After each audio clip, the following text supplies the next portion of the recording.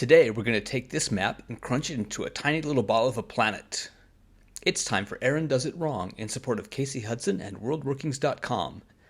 Today we're going to build the planet of Barpadi. We'll construct this much like the Earth with the core of the heaviest element we have, aluminum foil. This is also an effective soccer ball. We'll cover this with sheets of flattened clay, making sure we cover the entire sphere with this mantle layer. This will be one of many attempts to make this planet round. None will work. I wasn't happy with the size of the planet, so I did add another layer of clay. It's more like a planet now, since it has a crust on top of the mantle. This is a trick I saw north of the border to make a planet perfectly round, but I don't think an old roll of duct tape works as well as a glass jar.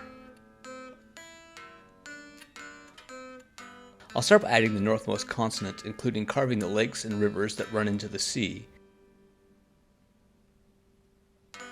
Every planet has a natural wonder. This planet has the tallest waterfall in the known galaxy.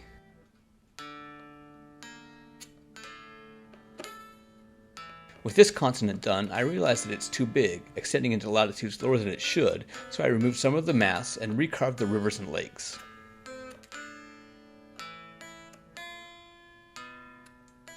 This is the part of the big continent where Tadara Bray evolved from. It covers nearly half the planet by itself, so I need to add a lot of clay across the globe.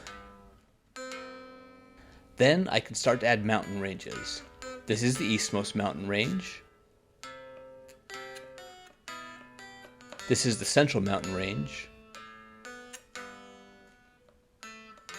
And this is the westmost mountain range. There's an expansive cave system in these mountains that have housed trillions of Tadara Bray. We can poke, prod, and pinch the clay until it's a passable mountain range.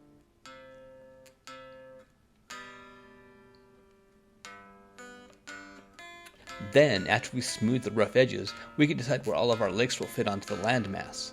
Remember, Casey said that the topography is dominated by freshwater lakes and rivers. I'll carve the lakes out with my removal tool.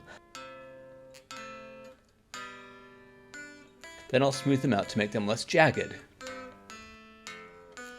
Then I can carve all of my rivers into the continent. Most of the rivers I add will be first and second order rivers because at the scale I'm working in, you won't be able to see the smaller rivers. This is me adding the final continent. It's done the exact same way as the other two. I'm adding this footage just so you can see that I did it. I'll assemble the base from a solar system model I intend to use when I have time to remake the orrery. This planet has 3 major moons which will rest on these 2 arms. These moons will be represented by Mercury, Mars, and Uranus for my model kit.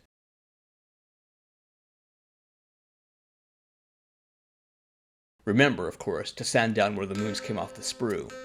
2 of the moons are binary moons that are pulled along in orbit by the larger moon, so I'll attach them with a cocktail stick and glue this to a metal rod. These will be placed on the arms. Then we can drill a hole in the bottom of the planet and attach it to the base.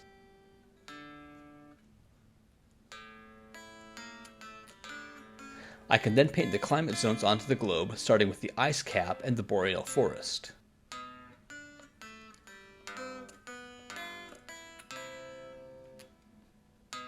Then, while I wait for these to dry, I'll paint my oceans blue.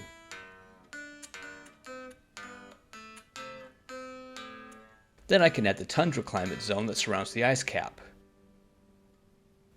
Then I can paint on the temperate forest at a southward latitude to the boreal forest. Most of the mountain ranges will also be temperate forest.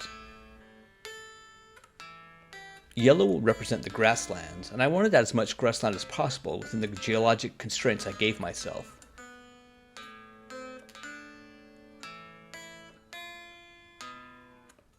The red is tropical forest, and the brown represents the 2 small deserts on the planet.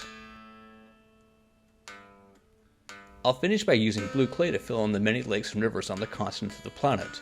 Remember, the topography is dominated by freshwater lakes and rivers.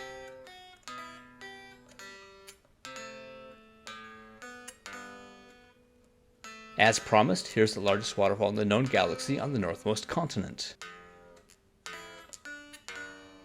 With that, I can present the planet Barpadi.